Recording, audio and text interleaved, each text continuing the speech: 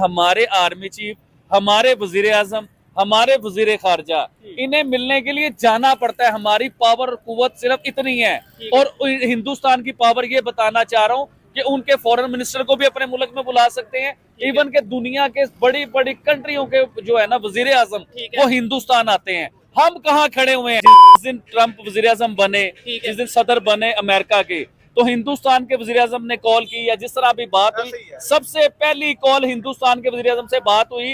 Trump की बात बता रहा हूँ। और हमारा वक्त पता क्या बताता है कि उन्होंने तो हमारा फोन भी नहीं उठा रहे, उनके साथ तो हमारा राब्ता भी नहीं हो पा रहा। अमेरिकन के साथ बात कर रहा हूँ सर, क्यों फोन नहीं उठा रहे, या क्यों मामला? क्योंकि उन्हें पता है कि पाकिस्तान ने क्या मांगना है और पाकिस्तान ने क्या बात करनी है।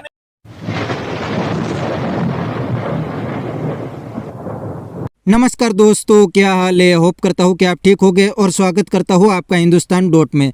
तो दोस्तों, आपने इंट्रो में देखा ने, अब तो पाकिस्तानी भी इंडियन फॉरेन पॉलिसी और डॉक्टर एस जयशंकर के बहुत बड़े फैन बन गए हैं। वो कहते हैं कि इंडिया की फॉरेन पॉलिसी इतनी स्ट्रांग हो गई है कि इंडिया एक ही साथ रशिया और अमेरिका दोनों के साथ डील कर सकता है। दूसरी साइड पाकिस्तान अमेरिका की परमिशन के बिना बोल भी नहीं सकता, क्योंकि पाकिस्तान को लोन तो आईएमएफ देता है ना, और आईएमएफ पूरा अमेरिका के कंट्रोल में है। तो दोस्तों, वीडियो में आगे देखते हैं इस बात पे पाकिस्तानी पब्लिक के रिएक्शन। अगर आप नए हैं तो चैनल को सब्सक्राइब कर लीजिए और वीडियो को अंत तक देखें। इंडिया के जो डॉक्टर जयशंकर है ना, उनके फॉरेन मिनिस्टर जो हैं, इन्होंने जाना था सऊदी अरेबिया। उधर इनका एक इजलास था, इनकी मीटिंग थी, इनके पूरे वक्फ ने, पूरी टीम ने, इन्होंने जाना था उधर, प्रॉपर एक मीटिंग होनी थी। लेकिन मसरूफियात की वजह से, असल खबर ये है, मसरूफियात की वजह से डॉक्टर जयशंकर जो है वो सऊदी अरेबिया नहीं जा सके। लेकिन उन्होंने ये सोचा कि सऊदी अरेबिया हमारी ब्रदर कंट्री है, हमारे दोस्त हैं, तो हम जो इन्हें बुला लेते हैं अपनी कंट्री में। तो इस तरह वो आए। उन्होंने सऊदी अरेबिया के, मैं आपको फर्क बताने लगा हूँ कि सऊदीया के फॉरेन मिनिस्टर हिंदुस्तान आए। हालांकि डॉक्टर जयशंकर ने सऊदी अरेबिया जाना था अपने वक्त के साथ मीटिंग करने के लिए। मैं इधर बताने लगा, मैं उनकी अंडरस्टैंडिंग, उनकी पावर, उनकी दोस्ती, उनकी मोहब्बत बताना चाह रहा हूँ कि मुस्लिम कंट्री के साथ उनकी दोस्ती क्या है। हम कहते हैं कि हम मुस्लिम कंट्री हैं। जो सब मैं आपसे सवाल करता हूँ कि हम कहाँ पे खड़े हुए हैं मुस्लिम कंट्री?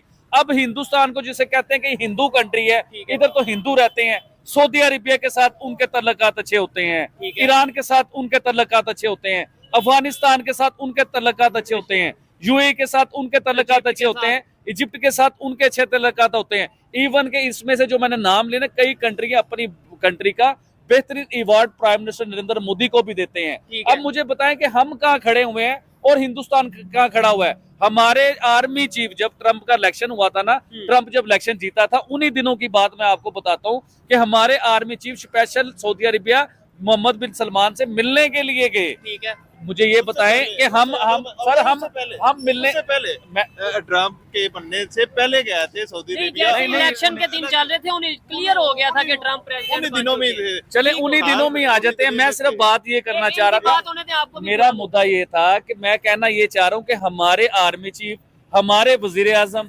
हमारे वजीर खारजा, इन्हें मिलने के लिए जाना पड़ता है। हमारी पावर और कुव्वत सिर्फ इतनी है।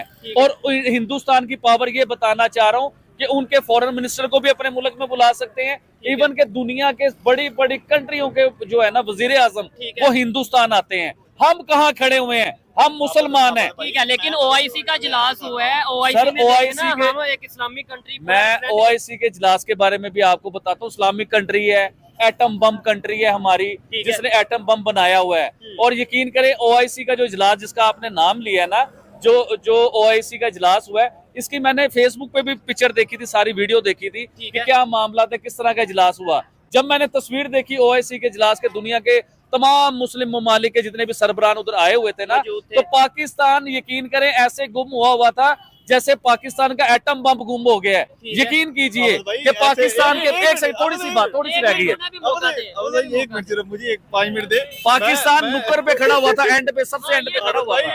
एक बात बताऊं ना, एक आदमी होता है पावर में, ठीक है, एक इंसान की घर में पावर है, वो फ्रंट पे खड़ा होता है।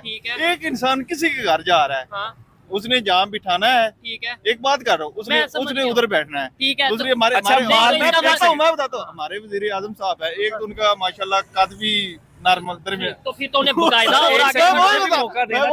मैं अगले दिन वो पिक्चर देख रहा था, और वो हमारे वज़ीर आज़म साहब बहुत पीछे थे, ये एक बात गलत है। हमारा एटम बम ये वो सब कुछ है माशाल्लाह, इसी के ऊपर इस्लाम, ये तो इस्लाम के ऊपर नारा लगा हुआ है। सारे इस्लामिक कंट्री में इसी में खड़े हैं, कहते पाकिस्तान नहीं, के बाद मालदीव एटम बम सर, है, मैं और सऊदी, आपने कहा था सऊदी अरब, हमारे आर्मी चीफ साहब गए थे, ठीक है ना, सऊदी अरब के साथ आपके साथ मुलाकात हुई, उनको दावत दी है पाकिस्तान आए, इसमें सरमायाकारी करे। और लेकिन ये काम किसका है? ये काम ये हमारे प्राइम मिनिस्टर, फॉरेन मिनिस्टर या पॉलिटिशियंस बात बिल्कुल सही है।